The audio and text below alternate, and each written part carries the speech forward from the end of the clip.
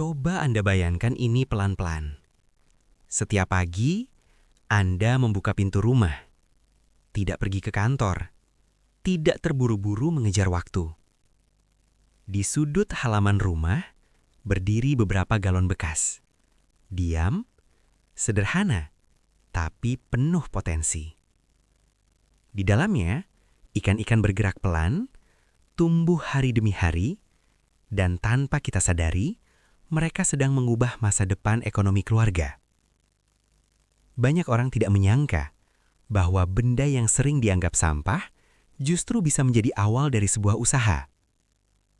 Yang lebih membuat orang heran, ikan yang dipelihara di galon bekas ini tidak berbau tanah, lebih bersih, dan rasanya lebih gurih.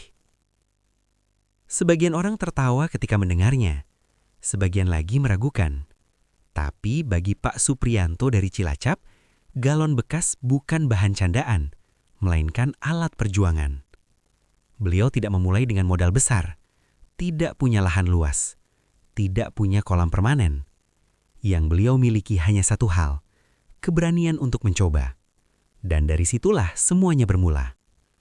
Di video ini, kita akan belajar bersama bagaimana sebuah ide sederhana bisa menjadi peluang usaha rumahan yang nyata, masuk akal, dan bisa ditiru.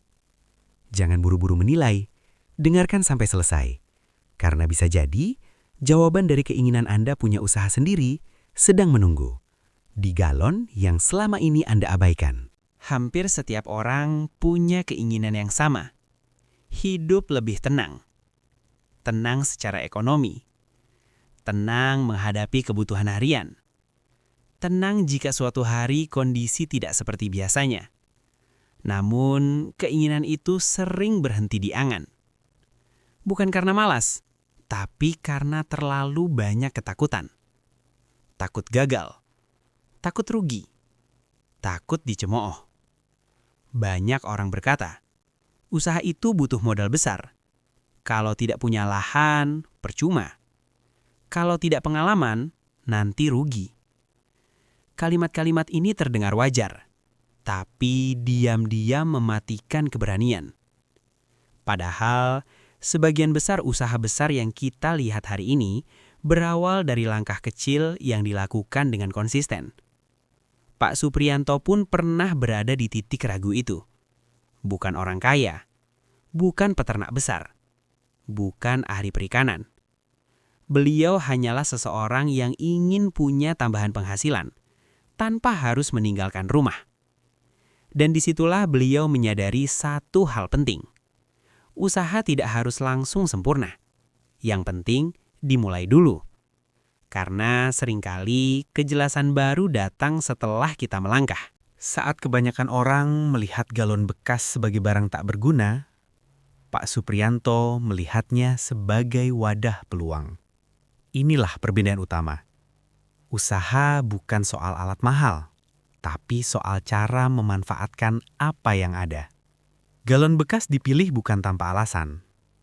Galon itu mudah dicari, murah bahkan gratis, ringkas, mudah dipindahkan, mudah dikontrol. Dengan galon, setiap perubahan bisa langsung terlihat. Air keruh, langsung tahu. Ikan kurang aktif, langsung terlihat. Inilah keunggulan yang jarang disadari. Karena kontrol yang baik, perawatan menjadi lebih sederhana, risiko kegagalan bisa ditekan, dan kualitas ikan meningkat. Dari sinilah muncul keunggulan utama. Ikan lebih bersih, tidak bau lumpur, dan lebih disukai konsumen. Pelan-pelan, yang awalnya hanya coba-coba, berubah menjadi rutinitas. Dan rutinitas inilah yang akhirnya menghasilkan. Bukan karena galonnya ajaib, tapi karena cara berpikirnya berubah. Dari tidak mungkin, menjadi ternyata bisa. Banyak orang gagal dalam usaha, bukan karena idenya salah, tapi karena fondasinya tidak disiapkan dengan benar. Hal yang sama berlaku dalam budidaya ikan di galon. Galon bekas memang terlihat sederhana, tapi justru disitulah ketelitiannya diuji. Galon tidak bisa langsung dipakai begitu saja. ia harus dibersihkan dengan sungguh-sungguh. Sisa bau, sisa kotoran, atau residu yang tertinggal bisa menjadi sumber masalah di kemudian hari. Bagian atas galon dipotong agar sirkulasi udara lebih baik, pemberian pakan lebih mudah, ikan bisa dipantau setiap hari. Setelah itu, galon dicuci hingga benar-benar bersih, lalu dibilas beberapa kali. Air yang digunakan pun tidak sembarangan. Biasanya air diendapkan terlebih dahulu, agar kandungan yang bisa membahayakan ikan berkurang. Di tahap ini, kita belajar satu hal penting. Usaha kecil tetap butuh keseriusan.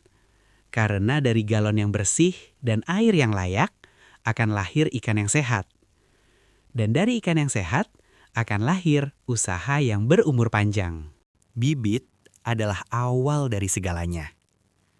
Kesalahan memilih bibit akan terasa dampaknya di tengah jalan, bahkan hingga akhir. Bibit yang baik biasanya memiliki ciri-ciri. Gerakannya lincah, tidak berenang terpisah, warna tubuh cerah, ukuran relatif seragam. Bibit yang lemah akan mudah stres, apalagi jika dipelihara di media terbatas, seperti galon. Karena itu, jangan tergoda harga murah.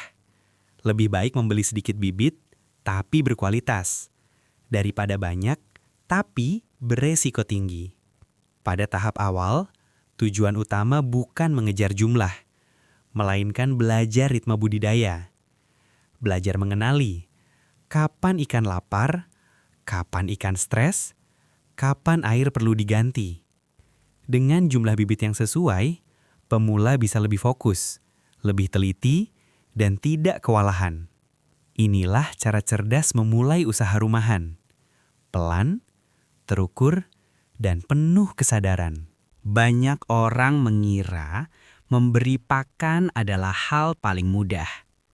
Padahal, disinilah kesalahan paling sering terjadi. Pakan bukan soal seberapa banyak, tapi seberapa tepat.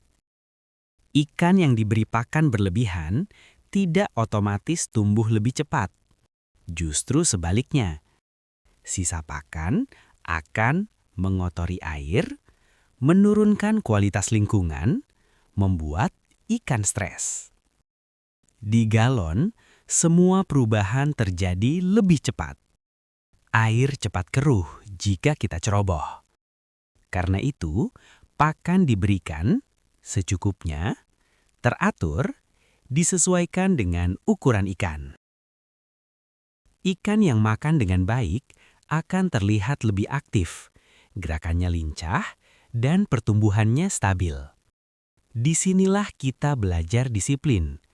Disiplin memberi pakan, disiplin menjaga kebersihan, dan disiplin mengontrol diri agar tidak berlebihan. Usaha kecil justru mengajarkan nilai-nilai besar seperti ini. Dalam budidaya ikan, air bukan sekedar tempat hidup. Air adalah segalanya. Sebagus apapun bibit ikan, semewah apapun pakannya, jika airnya buruk, hasilnya pasti mengecewakan. Karena itu, perawatan air menjadi rutinitas penting yang tidak boleh diabaikan. Di galon, air mudah diamati. Perubahan sekecil apapun langsung terlihat. Jika air mulai keruh, jika ada bau yang tidak biasa, atau ikan terlihat kurang aktif, itu adalah tanda bahwa air perlu diperhatikan. Penggantian air tidak dilakukan sekaligus, tidak langsung dikuras habis. Air diganti secara bertahap. Sebagian dikeluarkan, lalu diganti dengan air baru yang sudah disiapkan. Cara ini membuat ikan tidak stres, tidak kaget, dan tetap nyaman di lingkungannya. Perawatan seperti ini memang terlihat sepele, tapi justru disinilah konsistensi diuji. Setiap hari, tanpa banyak drama, tanpa menunggu masalah besar datang, karena usaha yang bertahan lama selalu dibangun dari kebiasaan kecil yang dilakukan terus-menerus. Seiring waktu berjalan, ikan tidak pernah tumbuh dengan kecepatan yang sama. Di galon yang sama, dengan air yang sama, dan pakan yang sama, Tetap saja ada yang tumbuh lebih cepat dan ada yang tertinggal. Ada ikan yang lebih agresif saat makan, ada yang lebih tenang, ada yang cepat beradaptasi, ada yang butuh waktu lebih lama. Ini bukan kesalahan, ini adalah sifat alami kehidupan. Namun jika kondisi ini dibiarkan, yang besar akan semakin besar dan yang kecil akan semakin terdesak. Karena itu, sortir menjadi langkah penting. Bukan karena kita tidak adil, tapi justru agar keadilan bisa terjadi. Yang besar dipisahkan bukan untuk diistimewakan, melainkan agar tidak mendominasi. Yang kecil diberi ruang, diberi kesempatan, dan diberi waktu untuk mengejar ketertinggalan. Di titik inilah, budidaya ikan berubah menjadi pelajaran hidup. Karena tanpa kita sadari, apa yang terjadi di galon itu sangat mirip dengan kehidupan kita sendiri. Dalam hidup, kita sering membandingkan diri dengan orang lain. Ada yang usahanya cepat berhasil, ada yang baru mulai tapi langsung terlihat hasilnya. Sementara kita masih berjalan pelan. Sortir ikan mengajarkan satu hal penting. Tidak semua harus cepat. Yang penting adalah tetap tumbuh. Dalam proses sortir ini, pemilik usaha belajar mengendalikan emosi. Belajar tidak panik melihat perbedaan, belajar tidak iri melihat yang lebih cepat, belajar fokus pada proses masing-masing. Karena usaha bukan lomba lari jarak pendek. Usaha adalah perjalanan panjang. Kadang melelahkan, kadang membosankan, kadang membuat kita bertanya, apakah ini akan berhasil? Namun justru di fase inilah mental kita dibentuk. Sortir juga melatih kepekaan. Kita belajar mengamati, belajar memperhatikan detail kecil, belajar sabar sebelum mengambil keputusan. Tidak semua ikan langsung dipanen. Tidak semua hasil bisa dipaksakan hari ini. Ada yang harus ditunggu, ada yang harus dirawat lebih lama. Dan ini adalah pelajaran besar bagi siapa saja yang menjalankan usaha rumahan. Bahwa kesuksesan tidak selalu datang dengan suara keras. Kadang ia datang pelan-pelan, tanpa sorotan, tanpa pujian. Hanya orang yang bertahan yang akhirnya merasakannya. Di tahap ini, pemilik usaha tidak lagi sekedar memelihara ikan. Ia sedang melatih kesabaran, konsistensi, ketahanan mental. Dan itulah modal terbesar dalam usaha apapun.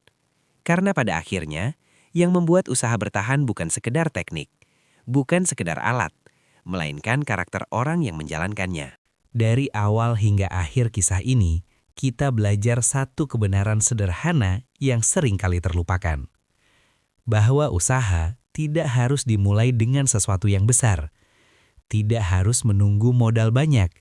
Tidak harus menunggu kondisi benar-benar ideal. Karena kenyataannya, kondisi ideal itu jarang sekali datang dengan sendirinya.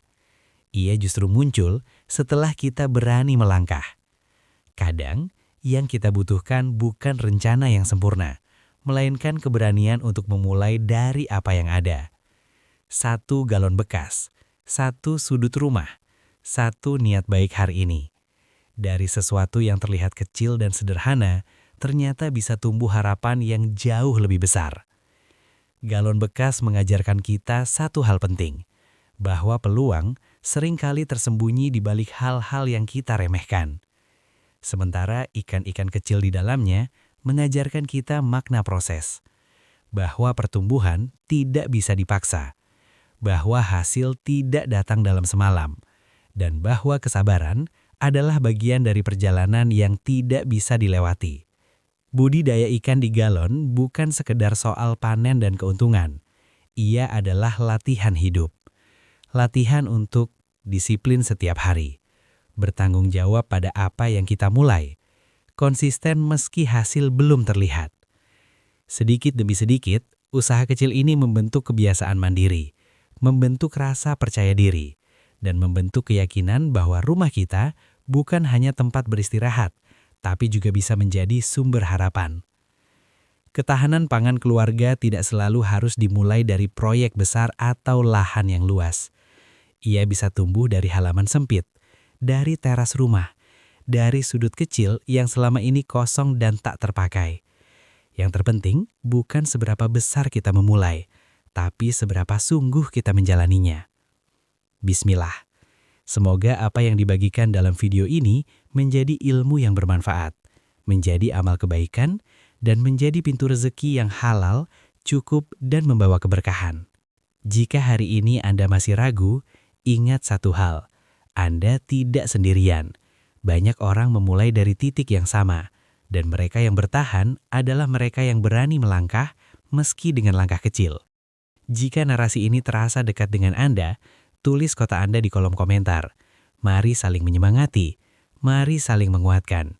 Dan jangan lupa, like, subscribe, dan bagikan video ini agar semakin banyak orang berani memulai dari rumah dan semakin banyak keluarga yang menumbuhkan harapan dari 1 galon sederhana.